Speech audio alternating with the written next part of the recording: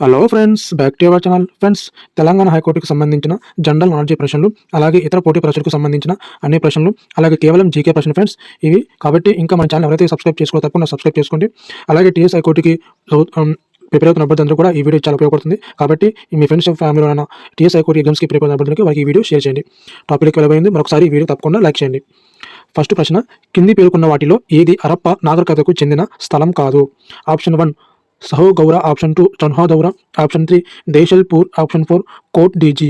Correct answer is option 2 friends. ఈ యొక్క హరప్ప నాగరికతకు చెందిన ఒక స్థలం అనేది ఇది కాదు ఫ్రెండ్స్, మిగతావి అన్ని కూడా కరెక్టే. అలాగే రెండవ ప్రశ్న, మహావీరుడు అనుచరులను జైనులని అంటారు. అంతకుముందు వారిని ఏమని పిలిచేవారు? ఆప్షన్ 1 ఋషుభులని, ఆప్షన్ 2 నిర్గంధులని, ఆప్షన్ 3 ఆస్తికులని, ఆప్షన్ 4 చారువుకులని. Correct answer is option 2 friends. ఈ యొక్క మహావీరుడు యొక్క అనుచరులను ఇంతకుముందు నిర్గంధులు అని పిలిచేవారు. మూడవ ప్రశ్న, హిందూ దేవత చిత్రాన్ని అలాగే కొనసాగిస్తూ నాణాలను జారీ చేసిన ముస్లిం దండయాత్రికుడు ఎవరు? Option 1 Babur, option 2 Mahmud Ghazni, option 3 Muhammad Ghori, option 4 Qutbuddin Aibak. Correct answer is option 3 friends. ఈ యొక్క హిందూ దేవత చిత్రాన్ని అలాగే కొనసాగిస్తున్న ఒక ముస్లిం యొక్క దండయాత్రికుడు మహమ్మద్ గోరి గారు. అలాగే ఫోర్త్ ప్రశ్న ఫ్రెండ్స్, మన ఛానల్ చాలా మంది చూస్తున్నారు కానీ ఎవరు కూడా సబ్స్క్రైబ్ చేసుకోవట్లేదు. కాబట్టి చూస్తున్న ప్రతి ఒక్కరు కూడా తప్పకుండా సబ్స్క్రైబ్ చేసుకోండి. అలాగే ఇలాంటి వీడియోస్ని మీరు పొందవచ్చు. గులాబీల నుంచి అత్త తయారు చేసే సాంకేతికతను ఎవరు కనుగొన్నారు? Option 1 Roshan Ara, option 2 Mumtaz Mahal, option 3 Nurjahan Khan, option 4 Asmat Begum. Correct answer option 4. ఈ అస్మత్ బేగం గారు ఇక గులాబీల నుంచి అత్తలు తయారు చేసే ఒక సాంకేతికతను కనుగొన్నారు. అలాగే ఐదవ ప్రశ్న, చాలా ఇంపార్టెంట్ ప్రశ్న ఫ్రెండ్స్ ఇది. క్విట్ ఇండియా ఉద్యమం సమయంలో బొంబాయిలో రహస్యంగా కాంగ్రెస్ రేడియో నిర్వహించింది ఎవరు? ఇది ప్రీవియస్ టీఎస్ హైకోర్టులో వచ్చిన ప్రశ్న ఫ్రెండ్స్. ఇది మ్యాక్సిమం 2 times వచ్చింది ఈ ప్రశ్న అనేది. కాబట్టి ఇలాంటి ప్రశ్నలు మీరు తప్పకుండా నేర్చుకోవాలి. ఈ ప్రశ్న మీకు ఒక కామెంట్ చేయండి ఫ్రెండ్స్, మీకు ఆన్సర్ ఏంటో మళ్ళీ చదువుతున్నా సార్ చూడండి. క్విట్ ఇండియా ఉద్యమం సమయంలో బొంబాయిలో రహస్యంగా కాంగ్రెస్ రేడియో నిర్వహించింది ఎవరు?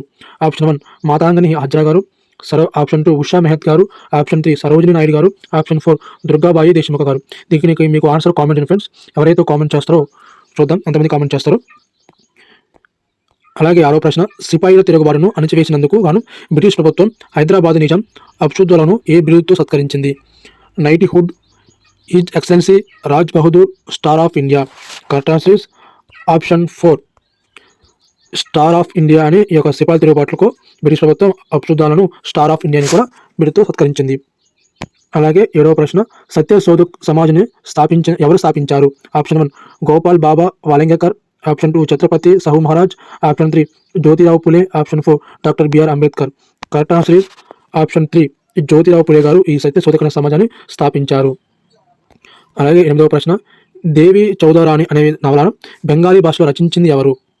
Option 1 Tulsiram, option 2 Shashipada Banerjee, option 3 Bankim Chandra Chatterjee, option 4 Ganesh Vasudev Joshi. Correct answer is option 3 friends. ఈ దేవి చౌదరి అనే నవలను బెంగాలీ భాష రచించింది బంకిం చంద్ర చటర్జీ. అలాగే ఈయనకి మరొక రచన కూడా ఉంది, వందే మాత్రం రచించింది కూడా మన బంకిం చంద్ర చటర్జీ గారే. కాబట్టి ఇది మీరు గుర్తుంచుకోవాల్సిందే. అలాగే మరొక ప్రశ్న, 9వ ప్రశ్న, వాగ్గేయకారుడు అన్నమయ్య ఎవరికి సమకాలికుడు? ఆప్షన్ 1 హరిహర రాయల వారికి, ఆప్షన్ 2 మొదటి దేవరాయల వారికి, ఆప్షన్ 3 సాలువ నరసింహరాయలకి, ఆప్షన్ 4 రెండవ దేవరాయలకి.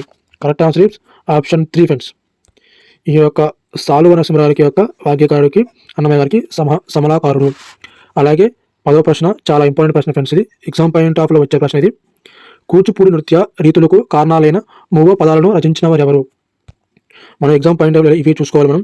నృత్యాలు, అలాగే మొట్టమొదటి, అలాగే ఇంకా మన బిరుదులు, అలాగే ఇండియన్ హిస్టరీ, ఇండియన్ జోగ్రఫీ, ఇవన్నీ కూడా చూసుకోవాలి ఫ్రెండ్స్. ఇవి కూడా ఎక్కువ మనం ఇండెప్త్గా ప్రిపేర్ అవసరం లేదు, బేసిక్స్ అనేది తెలుసుకోవాలి. ఈ బేసిక్స్ ద్వారా మనకి ఈ యొక్క టీఎస్ హైకోర్ట్ 2025 నోటిఫికేషన్లో ఈ ఎగ్జామ్లో వచ్చే ప్రశ్నలు ఇవి. ఎందుకంటే నేను ప్రీవియస్గా అన్ని పేపర్స్ అన్ని కూడా చేశాను, అవన్నీ కూడా మన యూట్యూబ్ ఛానల్ ఉన్నాయి, చూడండి. అన్ని చూసి మీకు చెప్తున్నాను. కాబట్టి ఇంకా మన ఛానల్ చాలా మంది చూస్తున్నారు కానీ ఎవరు కూడా సబ్స్క్రైబ్ చేసుకోవట్లేదు. కాబట్టి చూస్తున్న ప్రతి ఒక్కరు కూడా సబ్స్క్రైబ్ చేసుకొని ఒక లైక్ చేయండి ఫ్రెండ్స్, నాకు ఎంతో సపోర్ట్గా ఉంటుంది. కూచిపూడి నృత్య రీతులకు కారణాలైన 3 పదాలను రచించిన వారు ఎవరు? ఆప్షన్ 1 బొంబాయిలో పోతున్న, option 2 Dasarathi Krishnamacharyulu, option 3 Kshetriya, option 4 Tallapaka Annamacharyulu. Correct answer is option 3 friends. ఈ క్షేత్రయ్య గారు ఈ యొక్క రీతులకు కారణ 3 పదాలను రచించారు. 11వ ప్రశ్న, తెలుగు నాట జైన మతమునకు పెద్ద పీట వేసి ఆ మత వ్యాప్తికి అవిరాల కృషి చేసిన పాలక వంశం మీది? ఆప్షన్ 1 బాదామి చాళుక్యులు, ఆప్షన్ 2 కళ్యాణి చాళుక్యులు, ఆప్షన్ 3 తూర్పు చాళుక్యులు, ఆప్షన్ 4 వేములవాడ చాళుక్యులు. కరెక్ట్ ఆన్సర్ ఆప్షన్ 4 వేములవాడ చాళుక్యులు ఈ యొక్క తెలుగునాట జైన మతములకు పెద్దపీట వేసి మత వ్యాప్తికి కృషి చేశారు.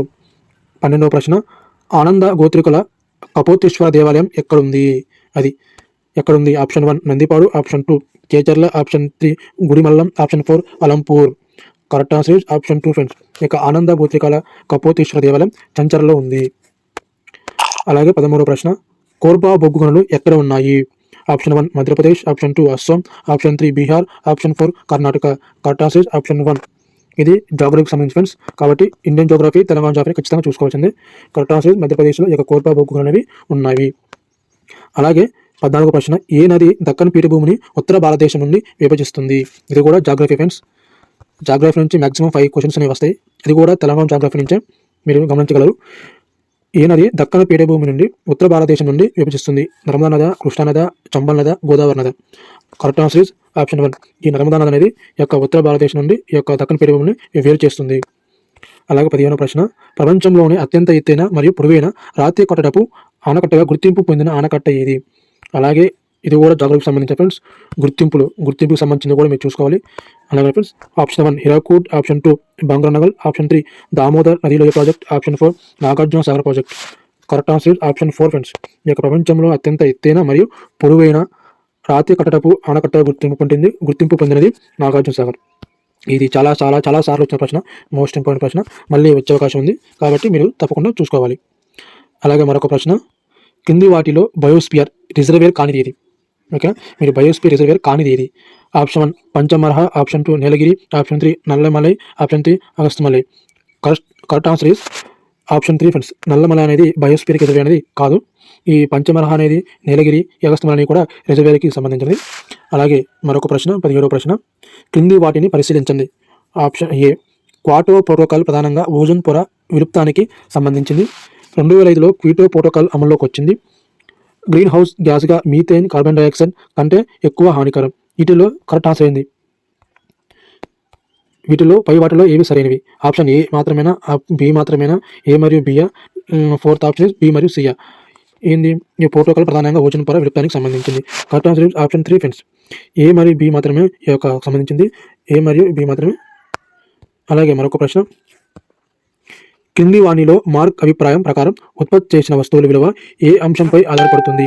ఆప్షన్ 1 స్థిర మూలధనం, ఆప్షన్ 2 చర మూలధనం, ఆప్షన్ 3 మిగులు విలువ, ఆప్షన్ 4 పైవన్నీ. కరెక్ట్ ఆన్సర్ ఆప్షన్ 4 పైవన్నీ ఫ్రెండ్స్. ఈ మార్క్స్ అభిప్రాయం ప్రకారం ఉత్పత్తి చేసిన వస్తువుల విలువ స్థిర మూలధనం పైన, చర మూలధనం పైన, మిగులు విలువ పైన, వీరి మూడు పైన ఆధారపడుతుంది అని సూచించారు. అలాగే 19వ ప్రశ్న, కింది వాటిని జతపరచండి.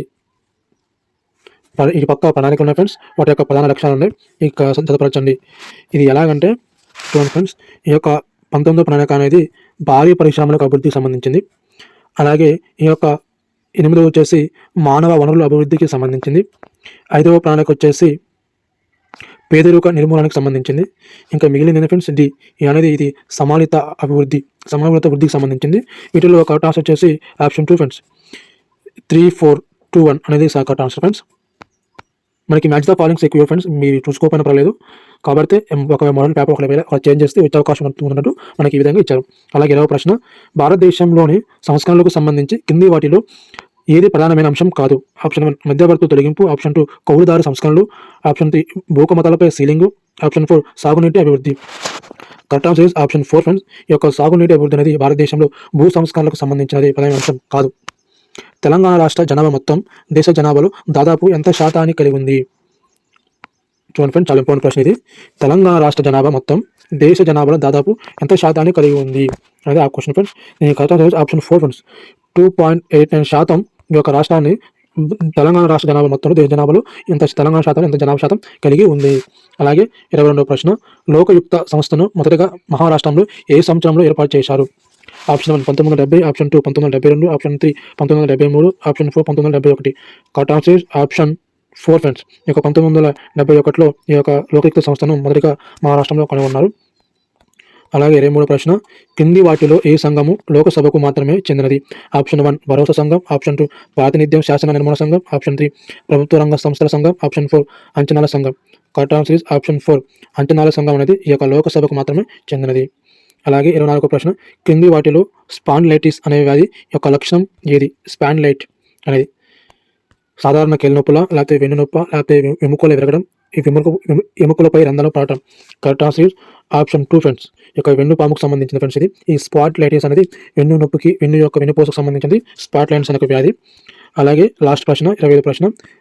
అవని బాసని పత్రాలు వేర్లు కాండంలో ఉండి వీటిల్లో లోపిస్తాయి. ఫలాల్లో, పువ్వుల్లో, కాండాల్లో, బెరల్లో. ఆప్షన్ 1 ఈజ్ ఈ యొక్క అవని భాషణ పత్రాలు, వేర్లు అనేవి, కాండాలు అనేవి ఫలాల్లో లోపిస్తాయి. ఇవి ఫ్రెండ్స్ ఈరోజు యొక్క తెలంగాణ హైకోర్టు యొక్క మోడల్ ప్రశ్నలు ఈ విధంగా వస్తానికి ఇది ఒక model paper 4th video friends. ఇంకా మీకు మరిన్ని వీడియోస్ కావాలంటే నేను చేస్తాను. మీరు చేసినప్పుడు తప్పకుండా మన ఛానల్ సబ్స్క్రైబ్ చేసి ఉంచుకోండి. దాన్ని అలాగే మీకు ఇంగ్లీష్ మోడల్ పేపర్స్ కావాలంటే నేను చేస్తాను. మీకు కింద కామెంట్ చేయండి ఇంగ్లీష్ అని, తప్పకుండా మీకు వీడియోస్ని చేస్తాను. Thank you all.